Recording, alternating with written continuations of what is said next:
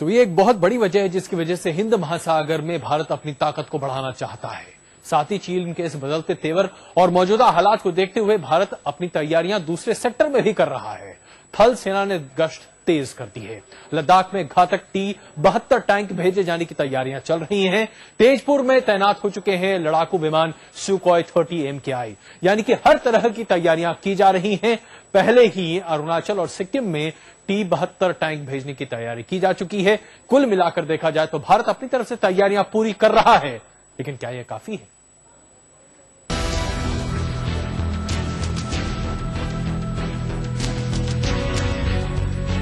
उत्तर से लेकर पूरब तक चीन चाल चल रहा है और अब भारत भी मुंहतोड़ जवाब देने के लिए कमर कस रहा है। घुसपैठ की खबर के दूसरे दिन ही ये ऐलान हो गया कि थल सेना अध्यक्ष जनरल दीपक कपूर 10 और 11 सितंबर को लद्दाख का दौरा करेंगे। लेकिन इससे पहले ही लद्दाख के साथ साथ अरुणाचल और सिक्किम में सेना को गश्त बढ़ाने का हुक्म जारी कर दिया गया। चीन के बदलते तेवरों को देखकर भारतीय सेना भी रणनीति तैयार कर रही है।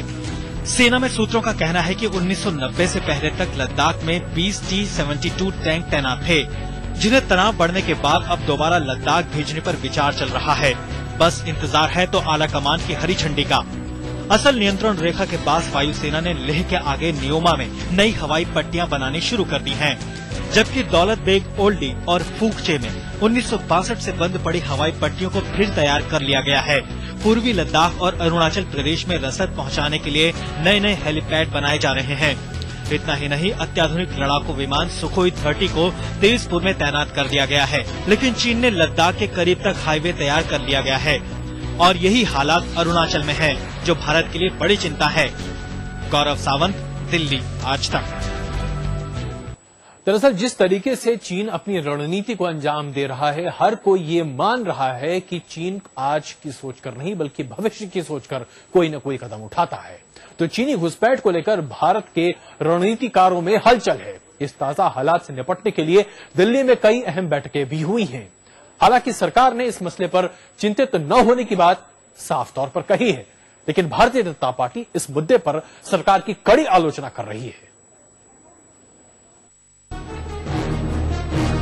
लेह लद्दाख में चीनी फौज की घुसपैठ ने दिल्ली तक में हलचल मचा दी।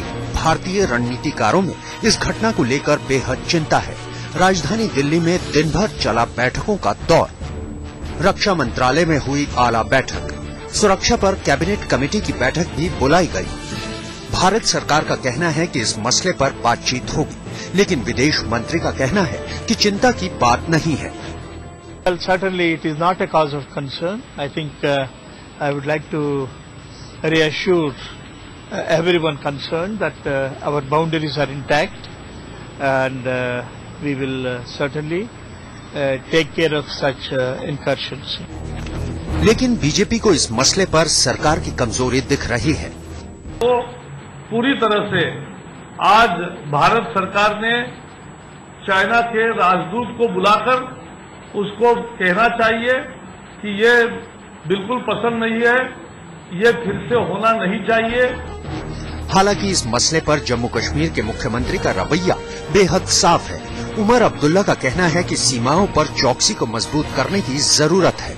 अब ऐसे हालात में ये उम्मीद करना कि जब पाकिस्तान और चीन की फोर्सेज जो हैं अपने बॉर्डर पर तैनात हों और हम यहाँ से अपने फौज को बाहर निकालें, ये मुमकिन बात नहीं है। जाहिर है भारत को अस्थिर करने की लगातार चीन की कोशिशें अब सर के ऊपर हो गई हैं। वक्त आ गया है कि जब चीन की ऐसी कोशिशों पर लगाम लगाने की कड़ी कोशिश की जाए। दिल्ली से आशीष जोशी और शमशेर सिंह के साथ अश्विनी कुमार, जम्मू, आज तक।